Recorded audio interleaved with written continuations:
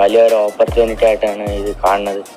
പിന്നെ അവിടെ ഇത്രയും ചെറിയ വയസ്സിൽ വലിയ പ്ലെയേഴ്സുമായിട്ട് ഇൻട്രാക്ട് ചെയ്യാനുള്ള ഓപ്പർച്യൂണിറ്റി കിട്ടും. പിന്നെ അവരുമായിട്ട് കളിക്കാനുള്ള ഒരുപാട് അത് കിട്ടും. അത് ഞാൻ യൂസ് ചെയ്യാൻ നോക്കും, നല്ലതായിട്ട് യൂസ് ചെയ്യാൻ നോക്കും. ഞങ്ങളുടെ ലക്ഷ്യം എന്താ? ഏറ്റവും നല്ലതായിട്ട് കളിക്കുക. ഈ പറയുന്ന നൈറ്റ് റൈഡേഴ്സിലൊക്കെ പങ്കെടുക്കാൻ പോകുമ്പോഴത്തേക്ക് അവിടുത്തെ പ്ലേയേഴ്സിനൊപ്പം നിൽക്കാനായിട്ട് അതിന് ഭാഷയും കാര്യങ്ങളൊക്കെ അറിയണമല്ലോ. എങ്ങനെയാ അതൊക്കെ പരിഹാരം? ഭാഷ എനിക്ക് ഹിന്ദി അറിയാം, പിന്നെ ഇംഗ്ലീഷ് അറിയാം. അപ്പോൾ അത് ചെയ്തു. എങ്ങനെയാ താങ്കളുടെ പ്രാക്ടീസ് രീതി? പ്രാക്ടീസ് ബിജോർ സാറ് ചെയ്യിപ്പിക്കുന്ന തരും.